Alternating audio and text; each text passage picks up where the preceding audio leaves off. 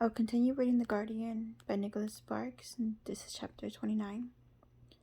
After the tumult of the past month, the next week of Julie's life was startlingly quiet. She didn't see Richard anywhere during the week or on the following weekend. Monday had been equally uneventful, and she kept her fingers crossed that today would be no different. It seemed as if it would. Her phone was evident to the fact that unlisted, unforwarded numbers were an effective way to stop unwanted calls. And though it was a welcome relief not to worry about it, she began thinking that she might as well bury the phone in the backyard, since it was obvious that no one was ever going to give her a ring just to shoot the breeze ever again for the rest of her life. Only 4 people, Mabel, Mike, Henry, and Emma, knew the number. And since she spent all day with Mabel and all night with Mike, neither of them had reason to give her a jingle. Henry had never called in all the years she'd known him, which pretty much left Emma as the only person who might even consider calling. But after hearing how the calls had rattled Julie, Emma was apparently giving her a break, not wanting to be responsible for peeling Julie off the ceiling. Okay, she admitted, it wasn't so bad at first. It was kind of nice being able to cook or shower or thumb through a magazine or cuddle with Mike and know that she wouldn't be disturbed. But after a week, it got kind of irritating. Sure, she could call out, and she did, but that wasn't the same. Because no one called, because no one could call, it sort of began to feel as if she'd been transported back to the pioneer days. Funny what a quiet week will do to a person's perspective. But it had been quiet, that was the thing. Really quiet, normally quiet. She hadn't so much as seen anyone who might be Richard, even from a distance, and she was watching for him practically every minute, and so, of course, were Mike and Mabel and Henry. She'd peek out the windows of the salon in both directions a dozen times a day. When she was driving, she would sometimes turn suddenly onto a different road and stop, staring in the rearview mirror to see if anyone was following her. She scanned parking lots with a professional eye and faced the door when she stood in line at the post office or the supermarket. When she got home, Singer would head toward the woods and she would call him back so he could check out the house. She would wait outside, her hand on the container of pepper spray she picked up at Walmart, while Singer scoured the rooms. But within minutes, Singer would come back, tail wagging and jewel dripping, looking as happy as a kid at a birthday party. What are you still doing on the porch? He seemed to ask. Don't you want to come in? Even the dog noticed she was acting a little paranoid, but as the old cliche went, better safe than sorry. And then there was Mike. Mike hadn't so much as let her out of his sight for more than a few minutes, except when she was at work. Although having him around was great, there were moments when it got a little suffocating. Some things she thought were better done without Mike right there. On the legal front, there was mixed activity.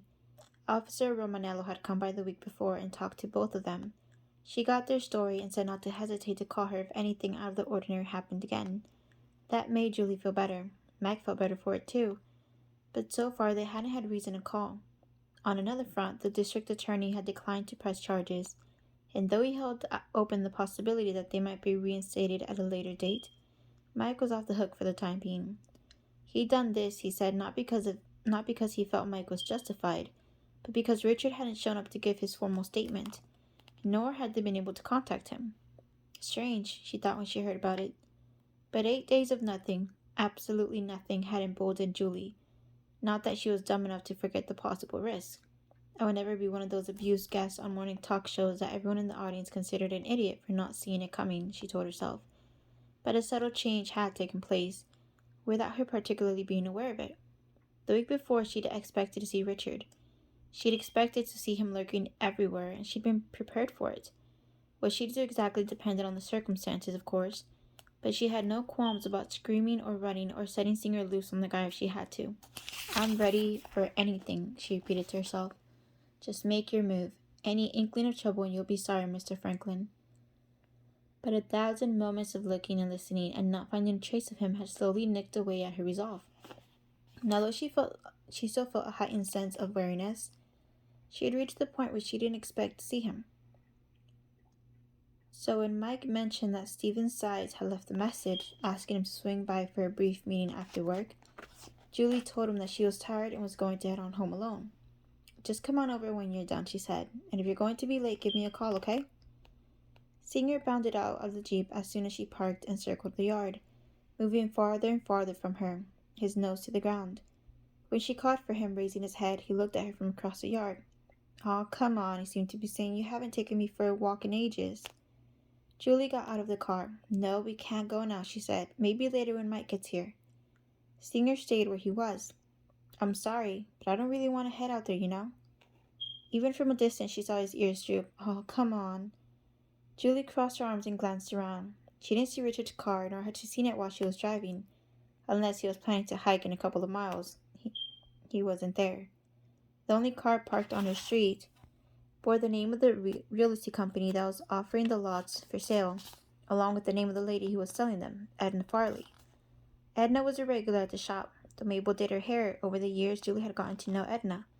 Plump and middle-aged, she was nice in the way that all realtors were, cheerful and enthusiastic, with a tendency to leave her business cards around the salon, but also a little scatterbrained. When she was excited, which was practically all the time, she seemed to miss the obvious and was always one step behind in the conversation. While others had moved on to other subjects, Edna would continue to discuss the previous one. Occasionally, Julie found it annoying, but she tolerated her in an I'm glad it's Mabel and not me kind of way. Singer's tail moved back and forth like a wave. Please. Julie didn't want to go, but she hadn't taken Singer for a walk in ages. She looked up the street again. Nothing. Would he walk a couple of miles on the off chance she'd take her dog for a walk? No, she decided he wouldn't. Besides, Singer was with her, and Singer wasn't a chihuahua. All she had to do was jump and he would come charging like a samurai warrior on steroids. But she still didn't like it. The woods scared her now. There were too many places to hide, too many places to watch and be watched. Too many opportunities for Richard to hide behind a tree and wait until she'd pass, and then creep up behind her, twigs cracking beneath his weight. Julie felt panic clawing at her again, and she forced it away. Nothing was going to happen, she repeated, not with Singer nearby, not with Edna pacing the lots, not without his car in the area. Richard wasn't here, so why not take the dog for a walk? Singer barked as if to get her attention. Well? Okay, she finally said, but we can't stay long. It looks like there might be a storm coming. Even before she finished speaking, Singer had turned and wandered into the woods, vanishing behind a clump of trees. It took 5 minutes before she realized she was whispering to herself. Nothing is going to happen, she was saying. It's perfectly safe out here. And it was, she thought. It had to be. But let's go over the reasons again, shall we? Because this just doesn't feel right for some reason. So she did, and again came up with the logical conclusion that Richard wasn't lurking nearby. But it still didn't help. She began to hyperventilate. So much for a relaxing walk in the woods. Julie crept along the trail, pushing at overgrown branches. The foliage had thickened since she'd last been out here, or at least it seemed that way. In the past, she could see tendrils of light breaking through the cover, but because the sun was low and the clouds above were charcoal gray, the woods seemed unusually dark. This was stupid. Stupid, stupid, stupid. If they had her phone number, those morning talk shows would probably be calling tomorrow. Why weren't you more careful? The host would ask. Because, she would answer, dabbing her eyes, I'm a twit. She stopped to listen. She heard nothing except the faraway chirping of a magpie. She turned from side to side, looked up and down the trail, and saw nothing unusual. Nothing. Of course it's safe, she whispered. Okay, girl, she thought, you got yourself into this, and let's stay calm here. I may not see Singer, but he's around. I'll just let Singer wander, and in a few minutes we'll head back home and everything will be back to normal. Might take a glass of wine to restore order, but hey, I'm only human, and Singer loves this, after all. In the distance, she heard Singer bark, and her heart hammered in her chest, with enough force to make her eyes go black at the corners. Alrighty then, she thought, changing her mind. I think that's a pretty clear message. Singer, come on, she shouted. Let's go back. Time to go. She waited and listened, but Singer didn't come. Instead, he barked again. But it wasn't an angry bark. It sounded like a bark of greeting. A friendly bark. Julie took a step in the direction of the sound and stopped. Don't go, she thought, until she recognized another sound. A voice. Someone was talking to Singer, and when she recognized it, she heaved a sigh of relief. Edna Farley. She walked quickly then, following the curving path until she could see the water of the intercoastal here. Here, the forest cleared, and she saw Edna patting Singer on the head. He was sitting on his haunches, his mouth open. When he heard Julie enter the clearing, he turned his head. This is the life, he seemed to be saying. A little walk, a little love. What could be better? Edna, too, had turned. Julie, she called out. I thought you might be heading this way. How are you? Julie started toward her. Hey, Edna, I'm fine. Just taking a walk. It's a nice day for it, or it was when we got out here, but now it looks like it might start to rain in a little while. But then Julie, by then Julie had drawn near. We? She asked. Yeah, my client is looking over a couple of the far lots. They've been on the market for a while, but he seems pretty interested. So keep your fingers crossed for me. It was as she was speaking that Singer suddenly stood and moved to Julie's side, the hair on the back of his neck bristling. He started to growl. Julie felt her heart begin to pound as she turned in the direction in which Singer was staring.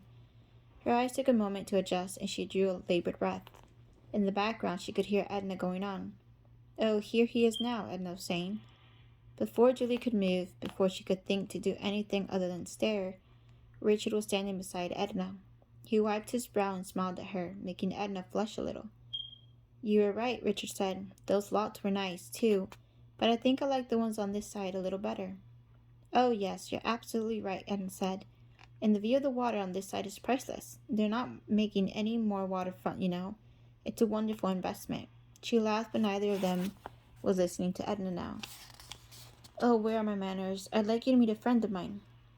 Hello, Julie, Richard said. What a nice surprise. Julie said nothing. It was all she could do to remain standing. Singer continued to growl, his lips curling up to reveal his teeth. Edna stopped in mid-sentence. Oh, you two know each other? She inquired. You could say that, Richard said. Isn't that right, Julie? Julie tried to steady herself. You bastard, she thought. How did you know I'd be here? How did you know? Hey, Julie, what's with Singer? Edna asked. Why is he acting so upset? Before she could answer, Richard glanced toward Edna. Edna, did you bring the information about the dimensions of the lots like I asked? And the prices? I think I should take a look at the prospectus while I'm out here. At the word prices, Edna's eyes lit up. Of course I did. It's all in the car, she said. Let me go get it. I'm sure you'll be pleased. They're very reasonably priced. I'll be back in just a few minutes. Take your time, he said, shrugging. I'm in no hurry. A moment later, she was tottering toward the path like a bowling pin about to fall.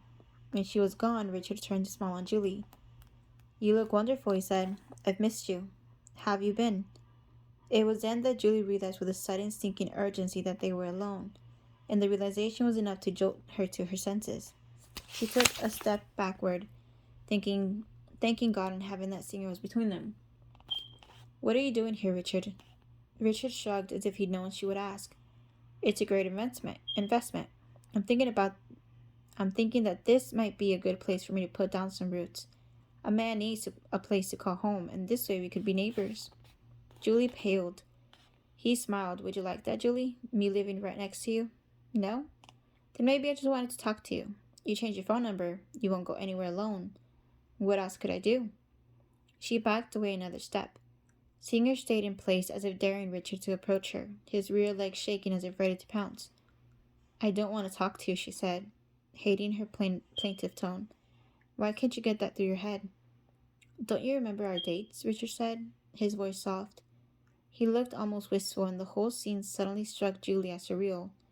Our time together was special. Why don't you want to admit that? There's nothing to admit. She took another step away. Why are you acting this way? He sounded wounded, puzzled. Mike's not here now. It's just us. Julie's eyes started sideways to the entrance of the path. Time to get out of here. If you make one move toward me or try to follow me, I'll scream, and this time I won't pull Singer off. He offered a gentle smile, as if patiently trying to explain something to a child. There's no reason to be scared. You know I'd never hurt you. I love you. She blinked. He loves me? What the hell are you talking about? She finally said.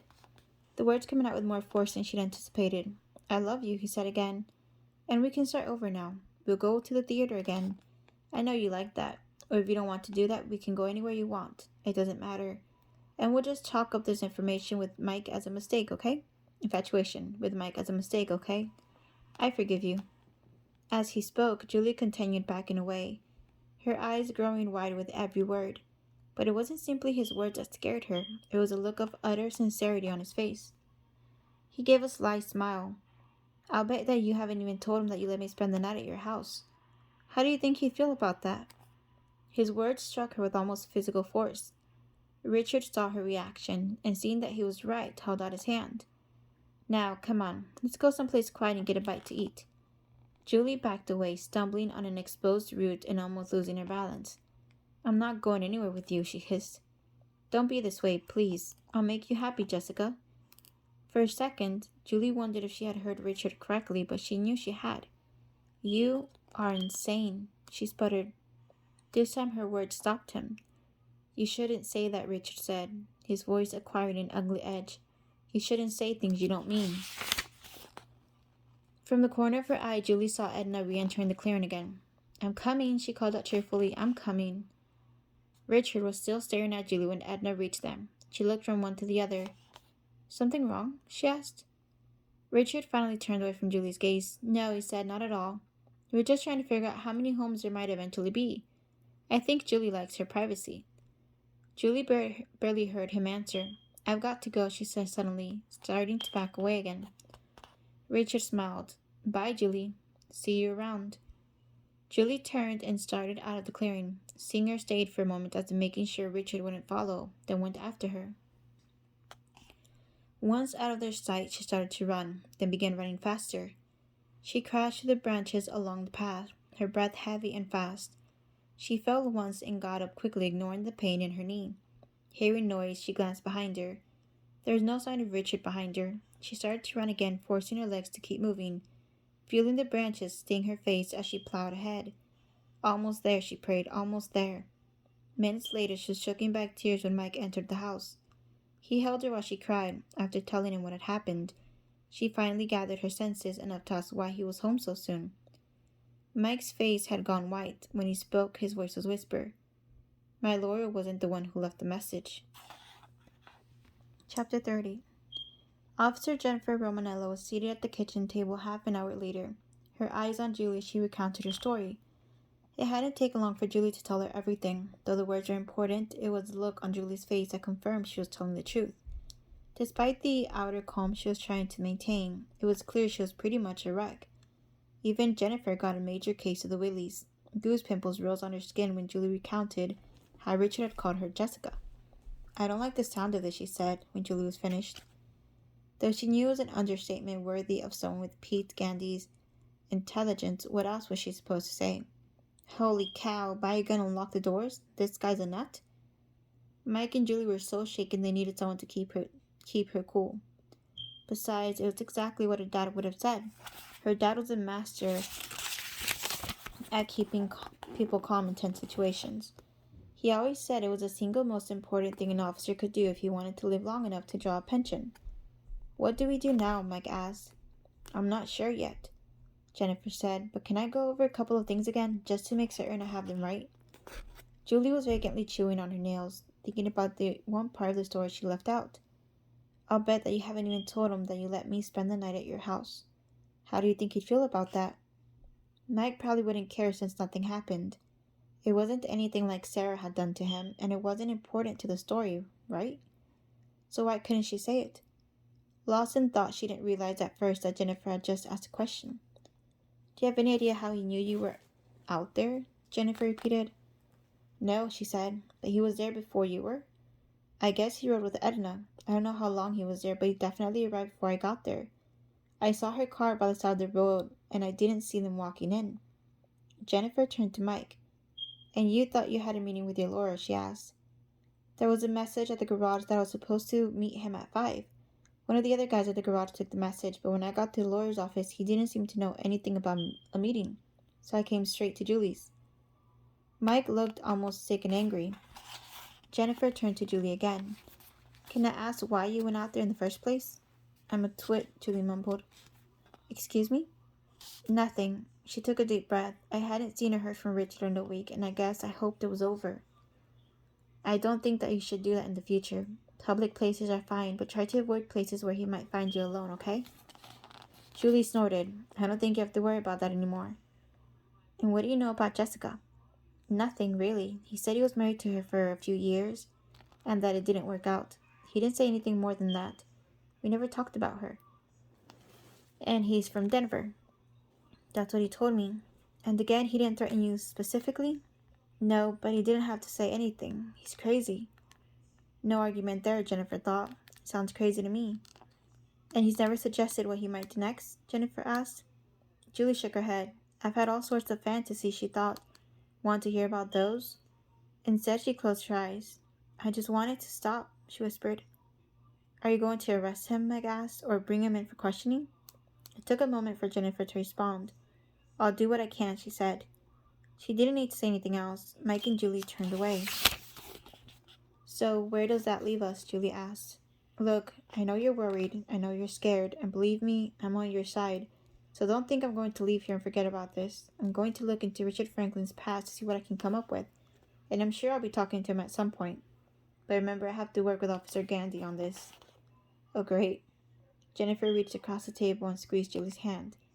But I give you my word, she said, that we will look into this, and we're going to do everything we can to help you. Trust me, okay? It was a kind of raw speech that everyone wanted to hear at a time like this. Not surprisingly, it went over with a thud. Andrea was watching the Jerry Springer show when she heard the phone ring. Reaching for it absently, she kept her eyes on the screen as she mumbled a hello. A moment later, her eyes lit up. Oh, hi, she said. I was hoping you would call. Jennifer could barely concentrate on the drive home. Instead, all she could focus on was a queasy feeling in her stomach and the screaming case of the wheelies that the hum of the engine couldn't seem to drown out. The whole thing scared her on a number of levels. As a police officer, she knew how dangerous stalkers could be. However, as a woman, she also found herself empathizing with Julie in a more personal way. All she had to do was close her eyes and she was right there with Julie, feeling her helplessness. There was nothing worse. Most people lived under the illusion that they were in control of their lives, but that wasn't completely true. Yeah, you could decide what to have for breakfast and what to wear and all those little things, but as soon as you stepped out into the world, you were pretty much at the mercy of everyone else around you, and all you could do was hope that if they were having a bad day, they wouldn't decide to take it out on you. She knew it was kind of a glum outlook on things, but that's exactly what she saw happening now. Julie's illusion of security had been shattered, and now she wanted Jennifer, someone, anyone really, to put it back together. What had she said? I just wanted to stop. Yeah, who wouldn't want that? What she really meant was that she wanted things to go back to the way they were, back to when the world felt safe. It wouldn't be that easy. Part of the problem was that Jennifer was feeling kind of helpless herself. They had called her for help, after all, but she couldn't even talk to Richard on her own in an official capacity yet. And Pete Gandy, though he'd probably do what she asked if she acted all coquettish, would probably screw everything up as soon as he opened his mouth. But she could investigate the guy on her own. And just as she'd promised Mike and Julie, that's exactly what she intended to do. And an hour after Jennifer Romanello had left, Julie and Mike were still sitting at the table. Mike was sipping on a beer, but Julie hadn't joined him. She couldn't stomach the glass of wine she'd poured earlier and had dumped in the sink. She just stared ahead vacantly, saying little, though she looked tired. Mike knew better than to suggest that she go to bed, since sleep was an impossibility for both of them. You hungry? He finally asked. No. You want to rent a movie? Not really. Well, I have an idea, Mike said. Let's just sit around and stare at each other for a while. And maybe we can worry a little, just to break up the monotony. I mean, we need to find something to do to pass the time. With that, Julie finally smiled. You're right, she said. She reached for his beer and took a sip. I'm getting kind of tired of it anyway. Doesn't seem to be doing me any good. So what do you want to do? Would you just hold me? She asked as she stood and walked over to him. Mike got up and put his arms around her. He pulled her close, absorbing the warmth of her body. In the circle of his arms, Julie leaned her head against his chest. I'm glad you're here, she whispered. I don't know what I'd do without you. Before Mike could say anything, the phone rang. Both he and Julie tensed at the sound. They continued to hold each other as it rang a second time, then a third. Mike let go of her. Don't, Julie cried, fear in her eyes. It rang a fourth time. Mike ignored her. He went to the living room and picked up the phone. He held it face down for a moment, then raised it slowly to his ear. Hello, he said. Oh, hi. For a second there, I wasn't sure you were in, said the voice on the other end, and Mike's face relaxed. Oh, hey, Emma, he said, breaking into a smile. How are you? I'm fine, Emma said, her voice full of energy. But listen, I'm in Moorhead City, and you're not going to believe who I just saw. Julie moved into the living room next to Mike, and he held the phone away from his ear so she could hear as well. Who? Andrea. and you'll never believe who she was with. Who? She was with Richard, and get this, I just saw him kiss her. I have no idea what it means, Julie said. I mean, it doesn't make sense. Mike had hung up the phone and they were sitting on the couch, a single lamp shining behind them. Singer was sleeping by the front door. Did she mention anything in the shop this week? About seeing him, I mean. Julie shook her head. Nothing. Not a single word. I know she cut his hair, but that's all I knew about. Didn't she hear the things you were saying about him? She must have. But she didn't care. Either that or she didn't believe them. Why wouldn't she believe you? Who knows, but I'll talk to her tomorrow. Maybe I can talk some sense into her. Later, Richard brought Andrea to his house, and they stood on the porch, staring toward the sky. Pressed against her, he wrapped his arms around her belly, moving his hands toward her breast. Andrea leaned her head against him and sighed. For a while there, I wasn't sure you were going to call. Richard kissed her neck, and the warmth of his lips made her shiver. The moon cast a silver shimmer on the trees. It's so beautiful out here, she said. So quiet. Shh, don't say anything. Just listen. He didn't want to hear her voice because it reminded him that she wasn't Julie. He was with another woman, a woman who meant nothing to him, but her body was soft and warm, and she desired him. And the moon. Shh, he said again. An hour later, when they were in bed together, Andrea moaned and dug her fingers into his back, but Richard had told her not to make any other sounds. No whispers, no talking. He had insisted on total darkness in the room as well.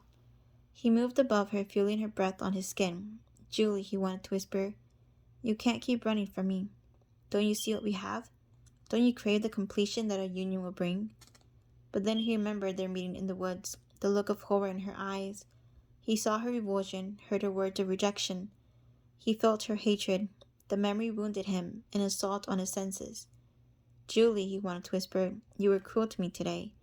You ignored my profession of love. You treated me as if I meant nothing. Ow, he heard in the darkness. Not so hard. You're hurting me. Ow. The sound brought him back. Shh, he whispered, but he didn't relax his hands. In the dim light from the window, he could just make out a shadow of fear in Andrea's eyes. He felt a surge of desire. Chapter 31. Though her shift started at 8, Jennifer was seated at the computer by 6 on Wednesday morning. The copy of the original arrest report on Mike Harris beside her. At the top of the report were the basics. Richard Franklin's name, address, phone number, place of work, and so forth. And she skimmed that part before reading the description of the altercation itself. As she suspected, there's nothing helpful there about Richard's background, but it felt like the right thing to do. She needed something to help get the ball rolling. Her father, thank God, had been helpful the night before. After getting home, she'd called him to get his impressions, and when she had finished, her father had pretty much confirmed her thoughts. Vague though they were, as to what might happen in the future. It could go either way, her father said, so you gotta find out whether he's really nuts or just acting that way. She still wasn't sure where to begin, since the information on Richard Franklin was sketchy, and the hours she had to look into him weren't exactly standard business hours. The personal department at the bridge project didn't open until later, and though that seemed the most obvious place to begin, her father had suggested she start with the landlord instead. They're used to evening calls, so it's okay to call after hours. Maybe you can pull up a social security number and driver's license number, as well as references. They usually require those on rental applications.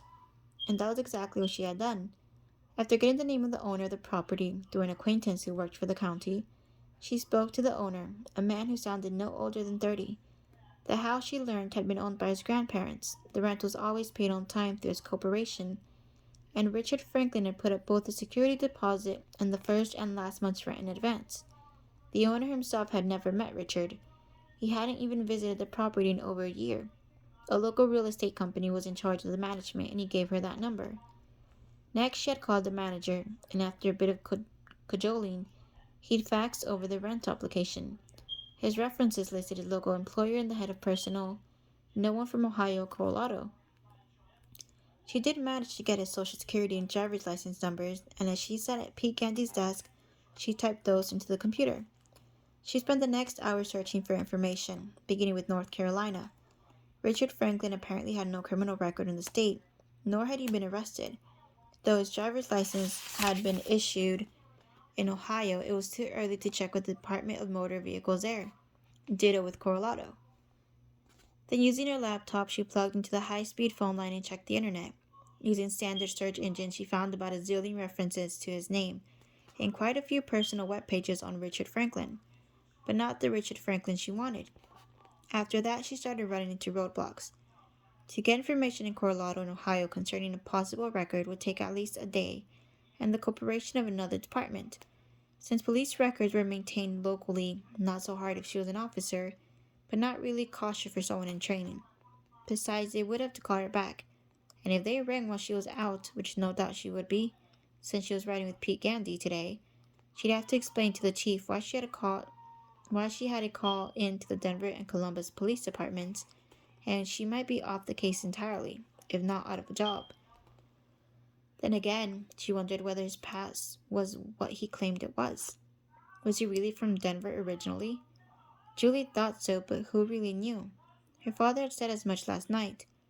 New in town and kind of psycho, I don't know that he'd put a lot of stock into anything he said to this lady. If he's been good at skirting the law so far, I'm sure he's just as good at skirting the truth by his past. Though it was illegal, Jennifer decided to check his credit record. She knew there were 3 major credit reporting agencies, and most offered a free report annually. Using the rental application as a guideline, she typed in the information required. No doubt the same information that the management company had used when renting him the home. Name, social security number, latest address, previous address, bank account number. She hit pay dirt. Richard Franklin's records were spelled out in plain detail over a number of pages. The only recent inquiry had been made by the management company for the house rental. No surprise there. But what struck her was that none of the records seemed to make much sense, especially for a gainfully employed engineer. There were no credit cards currently registered or in use. No open auto loan, no personal credit lines. A quick scroll through the record showed that every account on the credit report had been closed. Studying the record in more detail, she saw that there was one major default from a bank in Denver 4 years earlier. It was listed under real estate, and from the size of it, she assumed it was a mortgage on a home. There were a series of other late payments around that time. Visa, MasterCard, American Express, phone bill, electric bill, water bill, Sears card. All were registered as delinquent for a year, but were eventually paid off. Afterward, he'd closed the Visa and MasterCard accounts, as well as the American Express and Sears accounts. Jennifer leaned back in her chair, thinking about it. Okay, she knew he lived in Denver at one point, and it seemed as if he'd run into some sort of financial trouble 4 years ago. Could be any number of explanations for that. Lots of people weren't too good at managing money, and he'd mentioned to Julie that he'd been divorced. Maybe that has something to do with it. She stared at the screen, but why weren't there any more recent entries?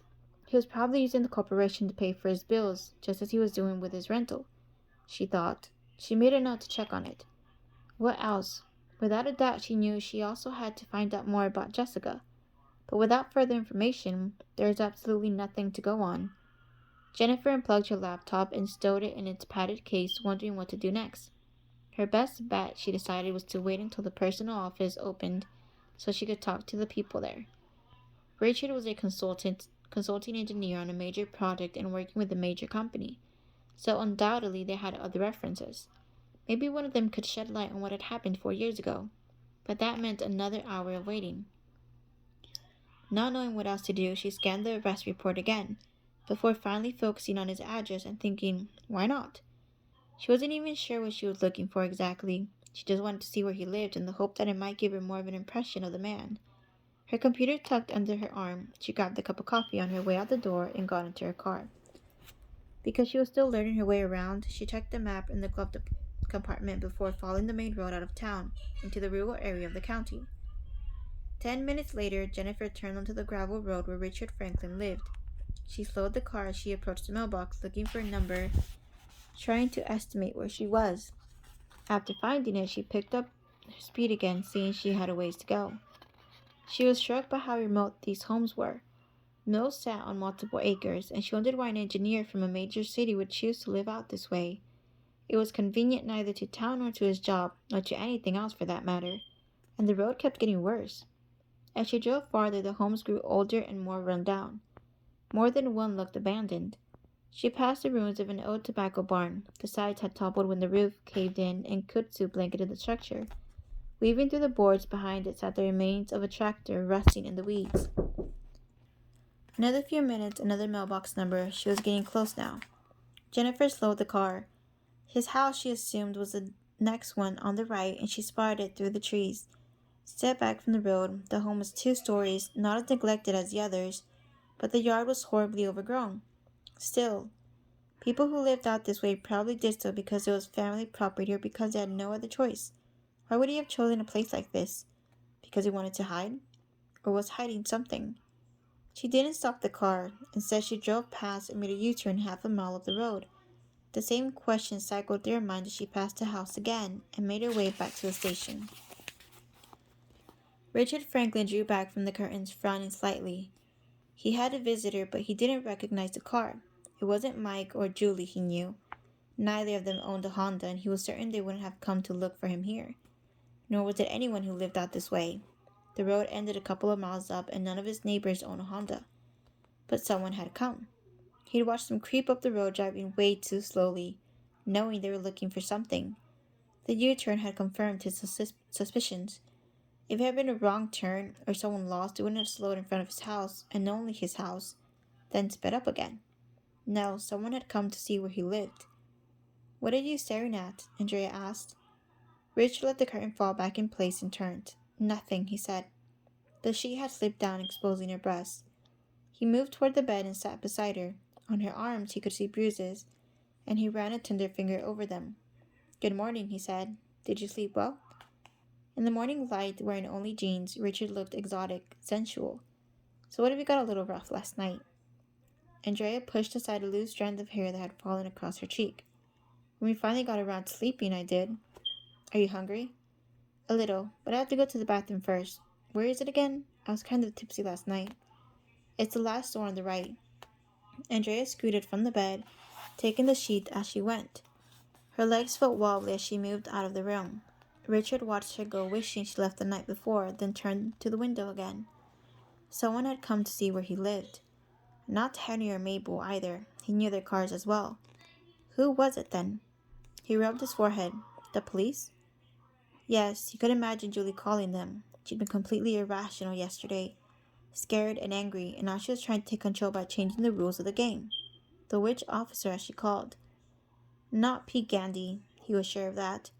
But how about the other one, the new one? What had Gandy said about her, that her father was a police officer in New York? He thought about it. Officer Romanello hadn't believed his account about the altercation in the bar. He could read that in her eyes, in the way she'd watched him, and she was a woman. Yes, he decided. It must have been her. But would Gandy be supporting her in this? No, not yet, he thought. And he would take care to make sure that Gandy wouldn't. Officer Gandy was an idiot. He would be as easy to handle as Officer Duggan had been. One part of the problem solved. Now as for Julie. Richard's thoughts were interrupted by a scream coming from Andrea's direction. When he went into the hallway, Andrea was standing still, staring with wide eyes, her hand over her mouth. She hadn't opened the door on the right, the one that led to the bathroom. She was staring into the room on the left, the dark room. She turned to look at Richard as if seeing him for the first time. "Oh my God," she said. "Oh my God." Richard brought his finger to his lips, his eyes locked on her. "Shh." When she saw the look on his face, Andrea took a step backward. "You shouldn't have opened that door," Richard said. "I told you where the bathroom was, but you didn't listen." "Richard, the pictures." He took a step toward her. "This is so disappointing." "Richard," she whispered again, backing away. Jennifer made it back with a few minutes to spare. Thankfully, Pete Gandy hadn't arrived and she went to his desk knowing she didn't have much time. She jotted the number of the main office for the bridge project on a scrap of paper, then put the arrest record back in the file where it belonged. No need for Pete to see what she'd been up to just yet. She dialed the number and a secretary answered. After Jennifer explained who she was, she asked to speak to Jake Blanson and was put on hold.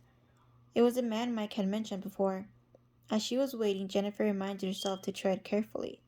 The last thing she wanted was for Richard to find out what she was doing. Nor did she want Mr. Blanson to call and complain to her chief or tell her she'd need a subpoena to get this type of information.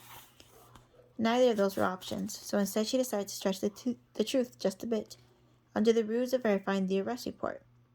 Jake Blanton came on the line, his voice husky and southern cured, as if he had smoked unfiltered cigarettes for 50 years. Jennifer identified herself as an officer in Swansboro, went through the customary small talk, and then segued into a brief recap of the incident. I can't believe I misplaced the information regarding the arrest, and since I'm just starting, I don't want to get into any more trouble than I'm already in, nor do I want Mr. Franklin to think we don't have our act together. We want to have the record complete in case he comes back in. She played the sheepish officer to the hilt, and though it was a shaky house of cards at best, Mr. Blanton didn't seem to notice or care. I don't know how much I can help you, he said, without hesitating, the words coming out in a slow drawl. I'm just a foreman. You probably need to talk to the corporate. They're the ones that have that kind of information on the consultants. They're in Ohio, but the secretary can get you the number. Oh, I see. Well, maybe you can help me. I don't see how. You worked with Richard Franklin, didn't you? What's he like? For a long moment, Jake Blanton was silent. Then, is this for real? Excuse me? Losing the incident report, being with the police, all of it. Yes, of course. If you'd like, I can give you my extension, and you can call me back, or I could come out there. Jake Blanton drew a deep breath. He's dangerous, he said in a low voice. The company hired him because he keeps costs down, but he does it by scrimping on safety. I've had men hurt out here because of him. How so? He puts off maintenance, things break, people get hurt. OSHA would have a field day here. One week it was one of the cranes, the next week it's a boiler in one of the barges. I even reported it to corporate and they promised to look into it. But I guess he found out and he came after me. He attacked you? No, but he threatened me, in an indirect way. He started off like we were buddies, asking about the wife and the kids, things like that. And then he told me how disappointed he was that I didn't trust him, and that if I wasn't more careful, he'd have to let me go. Like all of this was my fault, and he was doing me a big favor by trying to protect me. And he puts his arm over my shoulder and sort of mumbles that it would be a shame if there were any more accidents. The way he said it gave me the feeling that he was talking about me and my family specifically. He gave me the creeps, and to be honest, I was thrilled to see him go. I danced the jig the rest of the day. So did everyone else on the project. Wait, he left? Yeah, he quit. Had some out-of-town emergency, and when he got back to town, he let us know he needed to take some time off for personal reasons. Haven't seen him since. A minute later, after being transferred back to the secretary and getting the number in Ohio she needed, Jennifer hung up the phone and called the corporate headquarters. She got passed from one person to the next before she was finally told that the person who could help her was out temporarily, but would be back later that afternoon. Jennifer jotted down the name of the man she should call, Casey Ferguson, and leaned back in her chair. Richard was dangerous, he said. All right, but she already knew that. What else? Richard had quit his job a month ago. He told her in Pete something different. It wasn't something that would normally matter, but the timing didn't escape her. He'd quit after coming back from the emergency. He'd quit after Juliet told him she didn't want to see him anymore. A connection? Across the room, she saw Pete Gandy walk through the door. He hadn't seen her sitting at his desk, and she was glad of that. She needed just a moment more. Definitely too coincidental, she decided, especially after learning what she had earlier this morning about his past. But Julie, by her own admission, had seen Richard only a few times, and though he'd caught her on numerous occasions, he never stayed on the phone long. Jennifer glanced out the window, wondering, what else has he been doing with his time then? Mike pulled his truck to a stop at the garage. The fog was finally beginning to thin. Julie was looking toward the floor of the truck, and he followed her gaze, coming to rest on the tips of her shoes. They were coated with a layer of dew from her lawn, and when Julie realized what she was looking at, she gave a half-hearted shrug as if to say, I guess we'll see what happens today. Neither had slept well, and both had spent the morning moving sluggishly. The night before, Mike couldn't seem to get comfortable, and he got up 4 times to get a glass of water. While he was up, he found himself drawn to the front window, where he stood for a long time, looking out. Julie, on the other hand, had spent the night dreaming. Though she couldn't remember any dreams in detail, she woke with a feeling of dread. That feeling lingered and returned in waves as she dressed and ate breakfast. When Julie got out of the car, she felt no more in control than she'd felt earlier.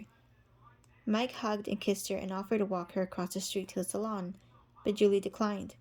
Singer, meanwhile, bounded down and headed toward the salon in search of his biscuit. "I'll be fine," Julie reassured him. She sounded doubtful and knew it. "I know," he said, sounding eagerly unsure. "I'll swing by in a little bit to see how you're doing, okay?" "Okay." As Mike headed into the garage, Julie took a deep breath and crossed the street. Downtown wasn't busy yet. The fog seemed to have set back everyone's clocks just a little, but halfway across she imagined that a car was suddenly speeding toward her, and she broke into a jog, trying to dart out of the way. Nothing was there. As soon as she reached the sidewalk, she adjusted her purse and looked down, and looked again, trying to collect herself. Coffee, she thought. Another cup of coffee and I'll be fine. She swung into the diner. The waitress filled her cup from the pot on the warming burners. She added cream and sugar, spilling a bit on the counter, and as she reached for a napkin to wipe it up, she had the strange sensation that she was being watched by someone in the corner. Her stomach knotted.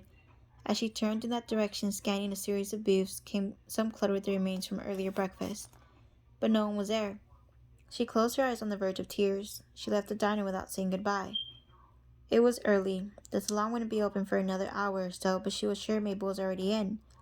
Wednesdays were her days for taking inventory and placing orders, and when Julie pushed open the door, she saw Mabel dutifully scanning the shelves of shampoos and conditioners. Mabel glanced over her shoulder at Julie. Her face assumed a look of concern. She set aside the clipboard. "What happened?" were the first words she said. "I look that bad, huh?" "Richard again?" Julie bit her lip in answer, and Mabel immediately crossed the room and put her arms around her, squeezing tight. Julie inhaled sharply, fighting for control. She didn't want to break down. Aside from feeling scared, crying seemed to be the only thing she'd been doing lately, and she was exhausted. So despite her efforts, she felt tears prick the backs of her eyes, making them sting, and a moment later she was sobbing in Mabel's arms, her body shaking, her arms and legs so weak that she felt she would fall over if Mabel let go. There, Mabel murmured. "Shh, you're going to be okay." Julie had no idea how long she cried, but by the end her nose was red and her mascara had run. When Mabel finally let her go, Julie sniffed and reached for a tissue. She told Mabel about seeing Richard near her house. She told her everything he said and the way he'd looked. She recounted a call to Officer Romanello and their conversation in the kitchen. Mabel's face expressed the depth of her concern and sympathy, but she said nothing. When Julie told her about Emma's phone call, Mabel shivered. "I'll go give Andrea a call," Mabel offered quickly. Julie watched Mabel across the room and pick up the receiver. She offered a tentative smile that gradually gave way to a look of concern when it became obvious that Andrea wasn't answering. "I'm sure she's already on her way in," Mabel said. "She'll probably be here in just a couple of minutes. Or maybe she decided to take one of her personal days. You know how she is. Wednesdays are usually fairly slow anyway." To Julie, it sounded almost as if Mabel were trying to convince herself. Jennifer spent part of the morning when she was supposed to be finishing peace reports, surreptitiously making calls to utility companies. Her suspicions were confirmed. Each bill had been paid through Richards Corporation, RPF Industrial Inc. All had been paid on time. From there, she called the Secretary of State's office in Denver, Colorado, and learned there was no company presently incorporated in that name, though there had been an RPF Industries Inc. It had gone out of business a little more than 3 years ago. Acting on a hunch, she called the Secretary of State's office in Columbus, Ohio, and she learned that Richards Ohio Corporation had been incorporated a little more than a month before he began working with J.D. Blanchard Engineering, and only a week after RPF's Industries had gone out of business in Colorado. Calls to the bank where his corporation had its accounts in Columbus provided little information except for the fact that Richard Franklin did not have a personal checking or savings account registered there. At the desk, Jennifer pondered this new information. To her, it seemed obvious that Richard Franklin had folded one business only to start another with a similar name in another state, and that afterwards he had made the decision to live his life with the lowest possible profile he could. Both decisions had been made at least 3 years earlier. Strange, she thought. Not criminal, but strange. Though she'd first assumed that it might have been because he'd been in trouble with the law. Who else would go through this type of trouble to hide? And with all that was going on with Julie, it seemed obvious. She dismissed the notion. Low profile was one thing. Invisible was another, and Richard Franklin could be found relatively easily by anyone willing to look for him, including the police. Simply look up his credit report and the address was right there. So why all the cloak and dagger stuff? It didn't make sense. Jennifer checked the clock, hoping her call to J.D. Blanchard would shed some light on the subject. Unfortunately, she still had another couple of hours to wait.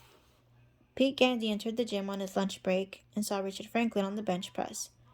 Richard worked through 6 reps, not as much weight as Pete Gandy could do, but not bad, then put the weight back on the bench.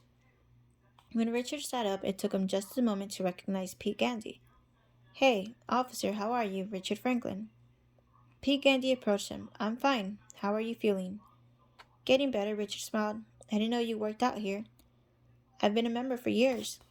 "I was thinking of joining. I got a trial membership today." He paused. "You want to work in a set while I recover?" "If you don't mind." "Not at all." A chance meeting, followed by small talk. Then, a few minutes later, "Hey, Officer Gandy." "Call me Pete." "Pete," Richard said, "I just realized there was something I forgot to tell you the other night, and you probably know about it, just in case." "Yeah?" Richard explained, then as he was finishing, "Like I said, I wanted you to know, just in case." Walking away, he thought of Officer Duggan and his expression when Richard had opened his jacket. Idiot.